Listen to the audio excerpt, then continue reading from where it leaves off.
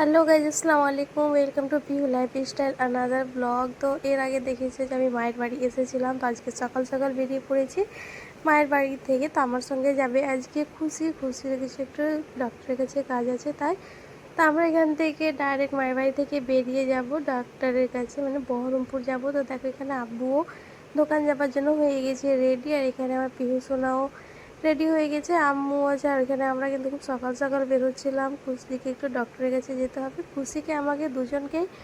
তারপরে দেখো এখানে সবাই কিন্তু মন খুব খারাপ। আর এখানে পিহুসরা দেখো, আমি বাড়ি আসার সময় কিন্তু শুধু একটা ভ্যানিটি ব্যাগ এনেছিলাম, আর মায়ের বাড়ি থেকে যাওয়ার সময় দেখো কতগুলো, দুটো ব্যাগ, একটা ছোট চৌকি, একটা বালিশ, অনেক কিছু নিয়ে যাচ্ছি। এখানে সবাই প্রচুর মন খারাপ। তোমরা এখানে দেখছো আমার আম্মু শুধু একাই আছে, আব্বু কেন নয়, আব্বু ওইদিকে খামারের ভিতরেই ছিল, প্রচুর কান্না করছিল পিহুর জন্য। আর এখানে খুশি আমাদের সঙ্গে যাচ্ছে, তবুও খুশি কান্না করছে। তা আমরা যখনই আসি সবারই মনটা প্রচণ্ড খারাপ হয়। আর দেখো এখানে আমার পিহু সোনা সকালে উঠেছি, তোকে প্রচণ্ড ঘুমও পাচ্ছিল। তো যেতে যেতে একটু গাড়িতে ঘুমিয়ে গেছে। বাড়িতে কিছু খাবারও করে এনেছিলাম, সেই খাবারগুলোকেও আমি এখানে খাওয়াচ্ছিলাম আমাকে, কারণ টাইম টু টাইম আমি যেখানে যাই একটু পিহুর জন্য আমি খাবারও নিয়ে যাই, আর যতটা টাইম পাই ওকে খাইয়ে দিই। আর যেটা খেতে চাই না যখন, আমি ওকে জোর করে একদমই দিই না। তারপরে দেখো তোমাদের সঙ্গে কথা বলতে বলতে আমরা কিন্তু বহরমপুরও চলে এসেছি। আর দেখো এখানে আজকে আমাদের সঙ্গে যে ড্রাইভারটার সঙ্গে সব জায়গায় যাতায়াত করি সেটা নেই, মানে সাব্বির দাদা, এখানে আছে অন্য ড্রাইভারটা। আর দেখো কত সকাল সকাল এসেছি, কারণ আমাদেরকে সকাল সকালে ডাক্তার ডেকেছিল। তারপরে এখানে ডক্টর চেম্বার ঢোকার আগে আমরা এখানে কিছু জুস খেয়ে নেব, কারণ খুশি এখানে আখের জুস খেতে প্রচণ্ড ভালোবাসে। এখানে খুশি খেলো, আমি খেলাম, পিহুও খেলো, সবাই খেয়েছিল। আর পিহু তো গাড়িতে ঘুমিয়ে গেছিলো। গাড়িতে ঘুম থেকে ওঠার পরে ও ওখানে আর জুস খাবে না, তাই জন্য আমি এখানে ওকে জুস খাইয়ে দিয়েছিলাম, আর ওর জন্য জুস নিয়েছিলাম, অরেঞ্জ জুস আমি। তারপর দেখো এখানে খুশি বললো কি আমি এই মশলা মুড়ি মাখানোগুলো খাবো, আমাকে প্রচণ্ড ভালো লাগে। তো খুশির জন্য আমি এখানে মশলা মুড়িগুলো মাখালাম। আর এই কাকুটার মশলা মুড়ি খুবই সুন্দর ছিল, খুবই ভালো লেগেছিলো। প্রথমে আমি একটা নিয়েছিলাম, তারপরে খেয়ে দেখলাম তো খুব ভালো ছিল। তো কলেজে কথাগুলো মনে পড়ে যাচ্ছিলো, তারপরে এখানে আমি আর একটা নিলাম। আর এগুলো সব নিয়েছিলাম পিহুর জন্য, যদি পিহুকে খিদা পায় তো ওখানে বসে খাবে, তাই।